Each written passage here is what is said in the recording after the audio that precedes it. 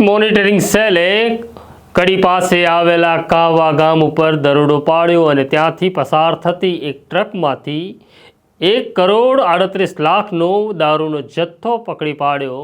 સામાન્ય રીતે આ તપાસ સ્થાનિક પોલીસને સોંપવામાં આવે છે, પણ નિર્લિપ રાયે કહ્યું, ના, આ તપાસ આપણે કરીશું, કારણ કે ઘણાના કાચા ચિઠ્ઠા હવે ખુલવાના છે અને ઘણા પોલીસ કર્મચારી આ મામલામાં આરોપી બને અને નિર્લિપ રાય તેમના માટે બાકડો લગાવે તો નવાઈ નહીં, તેની વિગતે વાત કરવી છે। વૈષ્ણવજન તો તેને કહીએ જે પીડ પરાઈ જાનાને રે। નમસ્કાર, નવજીવન ન્યૂઝમાં તમારું સ્વાગત છે અને હું છું તમારો પ્રશાંત દયાળ। વાત કરવી છે સ્ટેટ મોનિટરિંગ સેલની। સ્ટેટ મોનિટરિંગ સેલમાં જો અધિકારી સારા આવે તો આખા સેલની તાસીર બદલાઈ જતી હોય છે। સ્ટેટ મોનિટરિંગ સેલના એસપી તરીકે નિર્લિપ રાય આવ્યા અને પછી ડીઆઈજી તરીકે બઢતી પણ તેમને ત્યાં જ આપવામાં આવી અને નિર્લિપ રાય સ્ટેટ મોનિટરિંગ સેલનો ચહેરો બની ગયા। હવે ગુજરાત સરકારે આવો જ એક બીજો ચહેરો આપ્યો છે।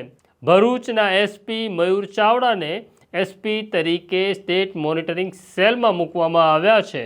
મયુર ચાવડા આવતા નિર્લિપ રાયના હાથ વધારે મજબૂત થયા છે। કડી પાસે દારૂનો મોટો જથ્થો આવવાનો છે એવી સ્ટેટ મોનિટરિંગ સેલને જાણકારી મળી। આ જાણકારી મયુર ચાવડા સુધી પહોંચી અને ઓપરેશનનું પ્લાનિંગ થયું। જાણકારી એવી હતી કે એક મોટી ટ્રક દારૂ ભરીને આવવાની છે અને કડી પાસે આવેલા કાવા ગામે તેનું કટિંગ થવાનું છે। સ્ટેટ મોનિટરિંગ સેલના અધિકારી અને કર્મચારી મોટરસાઇકલ ઉપર તેની રેકી કરી રહ્યા હતા। આ દરમિયાન તે જુએ છે બે પાયલોટ કાર અને ટ્રક આગળ ચાલી રહી હતી ને કાવા નજીક કટિંગ શરૂ થાય તે પહેલાં આ બુટલેગરો એસએમસીના સ્ટાફને જોઈ જાય છે, એટલે બંને પાયલોટ કાર ભાગે છે અને ટ્રક પણ ભાગવા લાગે છે। આ દરમિયાન એસએમસીના અધિકારીઓ ત્યાં હાજર હતા તે પીછો કરે છે।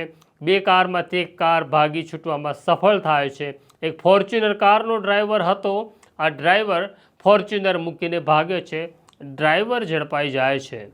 આ ડ્રાઈવર ઝડપાઈ ગયો, તેની પૂછપરછ અને તેના ફોન ચેક કર્યા ત્યારે ભાલકાના ઇમરાનનું નામ ખુલ્યું। ભાલકાનો ઇમરાન અનેક વખત દારૂના કેસમાં પકડાયો છે। કાઉ કટિંગ એટલે કે ગાય કાપવાનો, ગાય ચોરવાનો તેને શોખ છે, એ કેસમાં પકડાયો છે।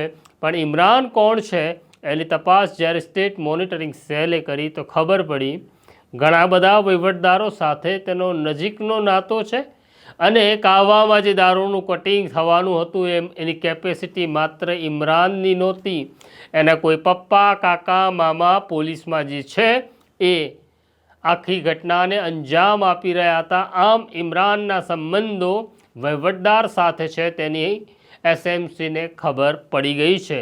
અત્યારે ઇમરાન ફરાર છે, પણ સ્ટેટ મોનિટરિંગ સેલ તેને પાતાળમાંથી પણ શોધી કાઢશે અને ઇમરાન મળશે ત્યારે ઘણાના કાચા ચિઠ્ઠા ખુલી જશે। ઘણા વહીવટદારોને લાગે છે પણ એમના આઈપીએસ અધિકારી એમને બચાવવા નહીં આવે, કારણ કે તેમની હાલત તો વાલિયા જેવી છે।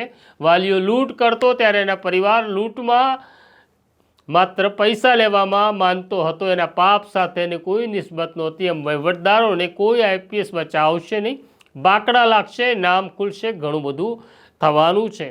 અમારી પાસે જાણકારી છે કે ઇમરાન કયા વહીવટદારના સંપર્કમાં હતો અને એસએમસી ક્યાં સુધી પહોંચવાની છે, પણ આ અમારું કામ નથી માટે અમે તેનો ઉલ્લેખ કરતા નથી। કાગળ ઉપર આવશે ત્યારે ડંકાની ચોટ ઉપર જઈને એમના નામ બોલીશું।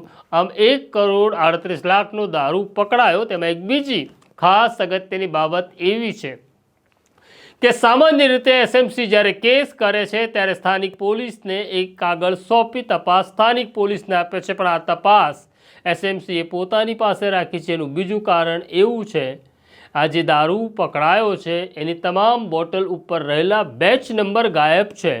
આ એક નવી મોડેજ ઓપરેન્ડી છે, નવી એક સિન્ડિકેટ કામ કરી રહી હોય તેવું એસએમસીને લાગી રહ્યું છે। એસએમસી આ મામલે ગુજરાતના ડીજીપી વિકાસ સહાયને પણ માહિતગાર કર્યા અને વિકાસ સહાયે આદેશ આપ્યો છે કે આ મામલાની તપાસ એસએમસી જ કરશે, એટલે ઇમરાન સાચવજો, કારણ કે તમારા ખરાબ દિવસો, તમારા સાથીઓના ખરાબ દિવસો શરૂ થવાના છે.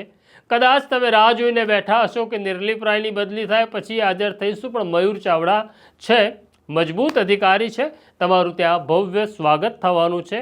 સ્વાગત માટે તૈયાર રહેજો, માનસિક, શારીરિક બધી રીતે. આ પ્રકારની સ્ટોરી તમને નવજીવન ન્યૂઝ ઉપર જોવા મળે છે, માટે આ સ્ટોરીને લાઈક અને સબસ્ક્રાઈબ કરો. અને નિર્લિપ રાય અને મયુર ચાવડા માટે એક લાઈક તો તમારે આપવી પડે, એક કોમેન્ટ તો તમારે કરવી જ પડે. તો બેલ આઇકોન દબાવવામાં કંજૂસાઈ ન કરો. મને મારા સાથી ઉર્વિશ અને દર્શિલને રજા આપો. આવીશ પાછો આવી જ કોઈ સ્ટોરી લઈ જેમાં તમને મજા પડે.